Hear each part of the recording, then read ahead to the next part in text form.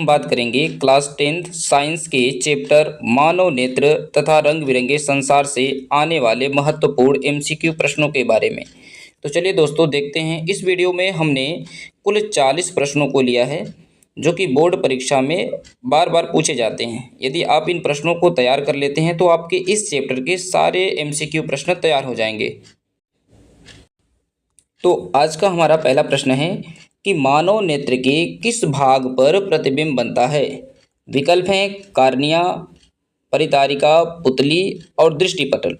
तो मानव नेत्र के किस भाग पर प्रतिबिंब बनता है, तो मानव नेत्र के जो रेटिना होता है इस रेटिना पर प्रतिबिंब बनता है। दोस्तों और एक्स्ट्रा फैक्ट याद रखेंगे कि मानव नेत्र पर जो प्रतिबिंब बनता है वो वास्तविक होता है, उल्टा होता है और वस्तु से छोटा होता है। अगले प्रश्न पर चलते हैं। अगला प्रश्न हमारा है कि प्रकाश की मात्रा को कौन नियंत्रित करता है।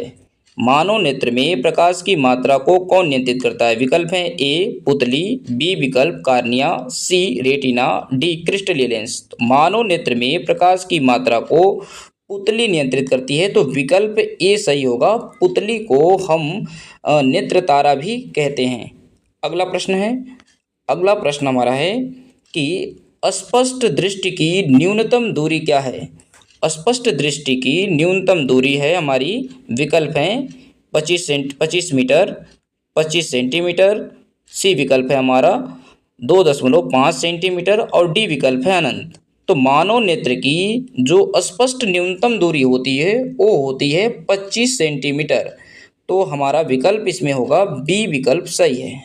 अगले प्रश्न पर बात करते हैं। अगला प्रश्न हमारा है कि मानव नेत्र में कौन सा लेंस होता है। हमारे पास विकल्प हैं ए अवतल, बी विकल्प समतल, सी विकल्प उत्तल और डी विकल्प इनमें से कोई नहीं। तो मानव नेत्र में जो लेंस होता है दोस्तों वो होता है उत्तल लेंस। तो हमारा सी विकल्प इसमें सही होगा। अगले प्रश्न पर बात करते हैं। अगला प्रश्न हमारा कि नेत्रदान के समय नेत्र का कौन सा भाग दान किया जाता है, या नेत्रदान में क्या दान किया जाता है। तो विकल्प हैं ए रेटिना, बी पूरा नेत्र, सी लेंस और डी कार्निया। तो नेत्रदान के समय रेटिना दान किया जाता है, तो विकल्प हमारा ए सही होगा। अगला प्रश्न हमारा है फोकस दूरी को कौन नियंत्रित करता है। तो मानव नेत्र में फोकस दूरी को नियंत्रित करता है, विकल्प है हमारे पास सिलेरी मांसपेशियां, बी विकल्प है पुतली, सी विकल्प है आइरिस और डी विकल्प है कार्निया। तो मानव नेत्र में जो फोकस दूरी को नियंत्रित करती है वो सिलेरी मांसपेशियां। तो विकल्प हमारा ए सही होगा। अगले प्रश्न पर बात करते हैं दोस्तों। अगला प्रश्न हमारा है सामान्य नेत्र का दूर बिंदु क्या होता है। मतलब मानव नेत्र का जो दूर बिंदु होता है वो क्या होता है। बी हमारे पास विकल्प हैं ए 25 सेंटीमीटर, बी विकल्प है हमारे अनंत। तो और भी विकल्प हैं लेकिन इसमें याद रखेंगे कि बी विकल्प हमारा सही है। जो मानव नेत्र का दूर बिंदु होता है वो अनंत होता है। अगला प्रश्न हमारा है, देखिए विकल्प यहाँ था। अगला प्रश्न है कि रेटिना पर बनने वाला प्रतिबिंब कैसा होता है। दोस्तों मैंने पहले प्रश्न में बताया था इसका आंसर, तो आप बताइए। तो रेटिना पर बनने वाला प्रश्न हमारा होता है वास्तविक होता है और उल्टा होता है। तो हमारा विकल्प सी सही होगा इसमें। अगले प्रश्न पर बात करते हैं। अगला प्रश्न हमारा है अंधेरे कमरे में जाने पर पुतली का आकार होता है। जब हम कभी उजाले कमरे से या उजाली जगहों से अंधेरे कमरे में जाते हैं तो पुतली के आकार में क्या परिवर्तन होता है। विकल्प है ए बड़ा हो जाता है, सी छोटा होता है, सी कोई परिवर्तन नहीं और डी बंद हो जाता है। तो जब हम उजाले कमरे से या उजाली जगहों से कभी हम अंधेरे कमरे में जाते हैं तो पुतली का आकार जो होता है वो बड़ा होता है। तो विकल्प हमारा ए सही होगा। अगले प्रश्न पर बात करते हैं। अगला प्रश्न है आँखों का रंग किस बात पर निर्भर करता है, या किस पर निर्भर करता है। तो मनुष्यों की जो आँख होती है या तो ब्लैक कलर की होती है या ब्राउन कलर की, या कभी कभी कुछ रेयर लोगों में नीले कलर की भी हो सकती है। तो यह किस पर निर्भर करता है। तो विकल्प है पुतली, बी विकल्प है आइरिस, सी विकल्प है कार्निया और डी विकल्प है दृष्टिपटल। तो जिस व्यक्ति की आँख में आइरिस का रंग जैसा होता है उसकी आँख वैसी ही होती है। यदि किसी व्यक्ति की आँख काली है तो उसकी आइरिस या परितारिका काले रंग की होगी। तो हमारा इसमें विकल्प जो होगा बी सही है।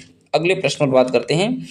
अगला प्रश्न हमारा है कि नेत्र में फोकस दूरी को बदलने की क्षमता क्या कहलाती है, या मानव नेत्र में जो फोकस दूरी को बदलने की जो क्षमता होती है उसे किस नाम से जानते हैं। तो हमारे पास विकल्प है आवर्धन, बी विकल्प है विक्षेपण, सी विकल्प है समंजन और डी विकल्प है अपवर्तन। तो मानव नेत्र में जो फोकस दूरी को बदलने की क्षमता होती है उसे हम समंजन क्षमता कहते हैं। ये विकल्प हमारा सी होगा। अगला प्रश्न है हमारा कि निकट दृष्टि दोष में क्या नहीं दिखता है।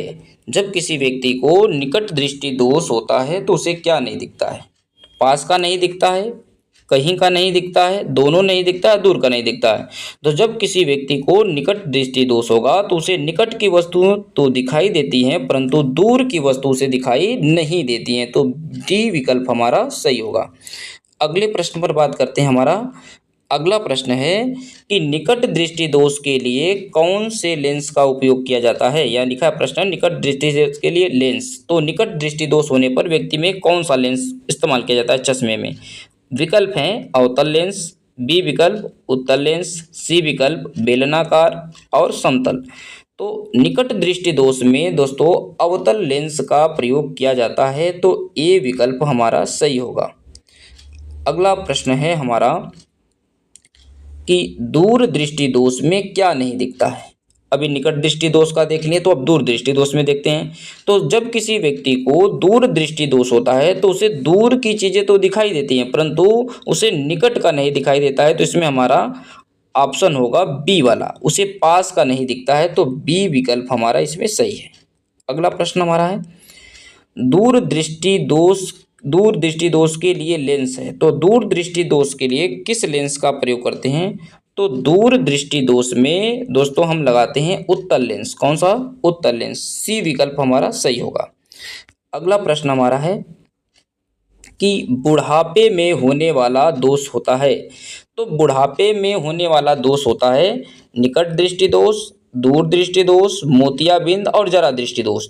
तो दोस्तों इसमें हमारा जो विकल्प होगा डी सही होगा।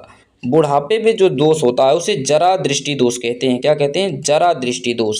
और इसे बुढ़ापा का भी रोग कहा जाता है। इसमें मानव नेत्र बुढ़ापे की वजह से या उम्र अधिक होने की वजह से नेत्र की जो मांसपेशियां होती हैं वो क्षीण हो जाती हैं जिससे मानव नेत्र की समंजन क्षमता घट जाती है और मनुष्य में जरा दृष्टि दोष उत्पन्न होता है। जरा दृष्टि दोष को दूर करने के लिए द्विफोकली लेंस का प्रयोग करते हैं। मतलब वह लेंस होता है जिसमें उत्तल और अवतल दोनों लगे होते हैं।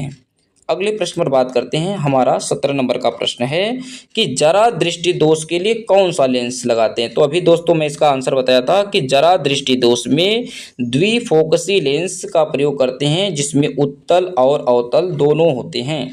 तो विकल्प हमारा ए सही होगा। अगले प्रश्न पर बात करते हैं। अगला प्रश्न है हमारा कि मोतियाबिंद में लेंस कैसा होता है। मनुष्य के जो मानव नेत्र में जो लेंस होता है वो कैसा हो जाता है जब किसी को मोतियाबिंद रोग होता है। तो विकल्प हैं चमकीला हो जाता है, धुंधला या दूधिया हो जाता है, सी पारदर्शी रहता है और बड़ा हो जाता है। ऐसा तो मोतियाबिंद में जो होता है कि इस तरीके से हमारा लेंस होता है और किनारे किनारे पक्षमाभी मांसपेशियां होती हैं। तो पक्षमाभी मांसपेशियां में अधिक विस्तार या वृद्धि होने के कारण पक्षमाभी मांसपेशियां जो होती है उत्तल लेंस पर या मानव नेत्र पर चढ़ जाती हैं जिससे लेंस जो होता है धुंधला या दूधिया कलर का प्रतीत होता है। तो हमारा इसमें विकल्प जो होगा बी सही होगा। अगला प्रश्न है कि अबिंदुकता में कौन से लेंस का प्रयोग करते हैं। अबिंदुकता दोस्तों एक प्रकार का दृष्टि दोष है जिसमें व्यक्ति को तिरछी रखी हुई वस्तुएं जो होती हैं तिरछी दिखाई देती हैं। जैसे कि इसमें अगर कोई वस्तु जो है लंबवत रखी है और स्पष्ट ऐसे क्षैतिज रखी हुई है तो क्षैतिज और लंबवत रखी वस्तुएं स्पष्ट नहीं दिखाई देती हैं। इसका जो कारण होता है कार्निया की गोलाई में परिवर्तन हो जाता है। तो इसके निवारण के लिए हम बेलनाकार लेंस का प्रयोग करते हैं। तो विकल्प हमारा सी सही होगा इसमें। और हमारा अगला प्रश्न है 20वें नंबर का, दृष्टि दोष की सीमा क्या है। मतलब किसी भी मानव के दृष्टि की सीमा क्या है। तो हमारा ये दोनों प्रश्नों को हमने पीछे कर चुके हैं, तो इसका जो विकल्प हमारा होगा ए वाला होगा, क्योंकि मानव नेत्र की जो न्यूनतम दूरी होती है वो तो होती है 25 सेंटीमीटर, और दूर बिंदु जो होता है वो होता है इनफाइनाइट, अनंत। तो इसमें बी विकल्प में दिया है 25, अच्छा बी सॉरी यहाँ पर मीटर लिखा है, तो इसमें 25 सेंटीमीटर, हमारा डी विकल्प सही होगा। तो क्योंकि 25 सेंटीमीटर और अनंत होता है, तो हमारा ये प्रश्न है 20 प्रश्न।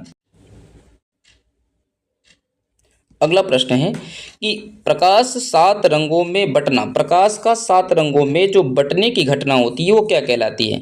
जब किसी प्रिज्म से प्रकाश की श्वेत रंग की किरण गुजरती है तो वह 7 रंगों में ऐसे बंट जाती है। तो प्रकाश के 7 रंगों के जो बंटने की घटना होती है वो कहलाती है वर्ण विक्षेपण। तो इसमें हमारा जो विकल्प होगा ए होगा। और यहाँ एक 7 रंग की पट्टी बनती है दोस्तों, याद रखेंगे, इसे हम स्पेक्ट्रम कहते हैं। और जो सबसे ऊपर रंग होता है वो रेड कलर का होता है, जो सबसे नीचे रंग होता है वो बैंगनी होता है। तो अगले प्रश्न पर बात करते हैं।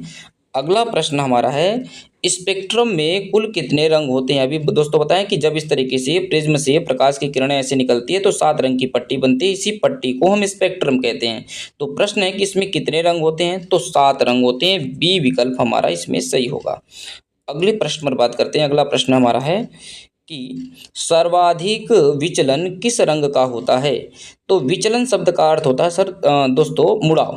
तो जब प्रकाश की किरण किसी प्रिज्म से गुजरती है तो 7 रंगों में से बढ़ जाती है। तो जो सबसे ऊपरी रंग होता है वो होता है रेड कलर का, और जो सबसे नीचे आता है वो होता है बैगनी। तो बैगनी रंग का विचलन सबसे अधिक होता है, मतलब बैगनी रंग की किरण सबसे अधिक मुड़ती है। तो हमारा विकल्प सी सही होगा।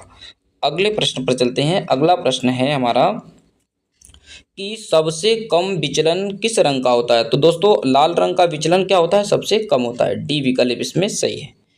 अगला प्रश्न हमारा है इंद्रधनुष किस दिशा में बनता है? तो इसमें ध्यान रखेंगे दोस्तों कि इंद्रधनुष का जो निर्माण होता है यह सूर्य के सदैव विपरीत दिशा में होता है। यदि सूर्य पूर्व में है तो इंद्रधनुष पश्चिम में बनेगी, और यदि सूर्य पश्चिम में है तो इंद्रधनुष पूर्व में बनेगी। तो इसका आंसर हमारा होगा कि सूर्य के विपरीत दिशा में बनती है, विकल्प ए हमारा सही होगा। अगले प्रश्न पर बात करते हैं कि प्रश्न है प्रिज्म की कितनी सतह होती हैं? तो दोस्तों हमारे प्रिज्म की कुल 5 सतह होती है। कैसे? एक हमारे प्रिज्म में 3 आयताकार सतह होती हैं और 2 त्रिभुजाकार सतह होती हैं। 1, 2 और ये 3, ये 3 आयताकार, और इसके इधर और उसके उस पीछे 2 त्रिभुजाकार लगती हैं। तो कुल 5 सतह होती हैं, जो हमारा विकल्प बी में दिया है। अगला प्रश्न हमारा है कि पार्श्व फलकों के बीच बने कोण को क्या कहते हैं? पार्श्व फलक का मतलब है दोस्तों कि जब प्रिज्म का निर्माण होता है तो इधर से एक फलक और इधर से एक फलक, ये दोनों फलक आपस में मिलते हैं तो बीच में एक कोण बनता है। इस कोण को हम ए से दर्शाते हैं और इसे हम प्रिज्म कोण कहते हैं। तो विकल्प हमारा यहाँ पर है ए, बी और यहाँ प्रिज्म कोण। विकल्प हमारा जो दिया है यहाँ पर सी वाला जो होगा प्रिज्म कोण। प्रिज्म कोण को ए से दर्शाते हैं। एक आदर्श प्रिज्म कोण का मान 60 डिग्री होता है, इसे याद रखेंगे। अगला प्रश्न हमारा है कि आपतित किरण और निर्गत किरण के बीच कौन सा कोण बनता है? दोस्तों जब हम पढ़ेंगे प्रिज्म का द्वारा अपवर्तन, तो अब हम देखते हैं कि जब एक प्रकाश किरण प्रिज्म में जाती है और ऐसे, तो जाने वाली किरण को आपतित और बाहर निकलने वाली को निर्गत किरण। जब हम निर्गत किरण को पीछे और आपतित किरण को आगे बढ़ाते हैं तो यहाँ पर एक दूसरे को काटती हैं, तो यहीं पर एक कोण बनता है जिसे हम विचलन कोण कहते हैं। तो विकल्प हमारा डी सही होगा इसमें। अगला प्रश्न हमारा है सर्वाधिक तरंगदैर्घ्य वाला रंग कौन सा होता है? तो दोस्तों इसमें याद रखना है कि जिस रंग का मुड़ाव सबसे कम होता है उसका तरंगदैर्घ्य सबसे अधिक होता है। तो लाल रंग जो होता है वो सबसे कम मुड़ता है, इस वजह से लाल रंग का तरंगदैर्घ्य सबसे अधिक होगा। विकल्प हमारा ए सही है। अगला है 30वां प्रश्न। इसमें लिखा है कि सबसे कम तरंग दैर्घ्य किस रंग का होता है। तो दोस्तों जो रंग सबसे ज़्यादा मुड़ेगा उसका तरंग दैर्घ्य सबसे कम होगा। तो बैगनी रंग जो होता है वो सबसे ज़्यादा मुड़ता है, इस वजह से बैगनी रंग का तरंग दैर्घ्य सबसे कम होगा। जिसका तरंग दैर्घ्य सबसे कम होगा वह हमको उतना कम दिखाई देगा, और जिसका तरंग दैर्घ्य जितना अधिक होगा वो रंग उतना अधिक दिखाई देगा। तो लाल रंग सबसे अधिक दिखाई देता है, इसी वजह से उसका प्रयोग खतरे के निशान के तौर पर किया जाता है। अगला प्रश्न 31, तारों का टिमटिमाना कौन सी घटना होती है? प्रकीर्णन होता है, परावर्तन होता है, वायुमंडलीय अपवर्तन होता है, विक्षेपण होता है। तो तारे जो टिमटिमाते हैं वो वायुमंडलीय अपवर्तन के कारण टिमटिमाते हैं। तो हमारा सी विकल्प इसमें सही है। अगला प्रश्न है 32, आकाश का रंग नीला दिखाई देता है किस कारण? ऑप्शन है परावर्तन, अपवर्तन, विक्षेपण और प्रकीर्णन। तो प्रकाश प्रकीर्णन के कारण जो होता है आकाश का रंग नीला दिखाई देता है, विकल्प डी सही है। अगला प्रश्न हमारा कि लाल सिग्नल क्यों? मतलब यहाँ पर प्रश्न को शॉर्ट में लिखा गया, अगर अर्थ इसको समझें तो लाल रंग का प्रयोग सिग्नल के तौर पर क्यों किया जाता है? अब इसका कारण है दिया है 4 विकल्प में कि प्रकीर्णन न्यूनतम होता है, दूसरा है प्रकीर्णन अधिकतम होता है, अच्छा लगता है, अपवर्तन अधिक होता है। तो दोस्तों अभी हम पीछे पढ़े कि लाल रंग का जो प्रकीर्णन होता है वो न्यूनतम होता है, अर्थात लाल रंग बहुत कम मुड़ता है और कम मुड़ने के कारण इसका तरंग दैर्घ्य अधिक होगा। तो विकल्प हमारा ए सही है। अगला प्रश्न 34, वायुमंडल न होने पर आकाश कैसा दिखाई देगा? यदि वायुमंडल न हो तो आकाश का रंग हमें काला दिखाई देगा। कैसा दिखाई देगा? काला। ठीक, क्योंकि वहाँ पर वायुमंडल नहीं होंगे तो धूलकण नहीं होगा, और धूलकण नहीं होगा तो जो प्रकाश प्रकीर्णन की घटना होगी ये नहीं होगा और काला दिखाई देगा। अगला प्रश्न है हमारा, सूर्योदय जल्दी दिखने का कारण है। यहाँ प्रश्न है कि सूर्योदय जल्दी दिखने का कारण है। ये प्रश्न थोड़ा सा मिस्टेक है, बस ये है कि सूर्योदय से कितने मिनट और कितने मिनट पहले सूर्य जो होता है दिखाई देता है। तो सूर्योदय से 2 मिनट पहले, सूर्योदय से 2 मिनट पहले सूर्य हमें दिखाई दे देता है, और सूर्य के अस्त होने के बाद 2 मिनट तक सूर्य हमें दिखाई देता रहता है। तो ये हमारा सी विकल्प इसमें सही है।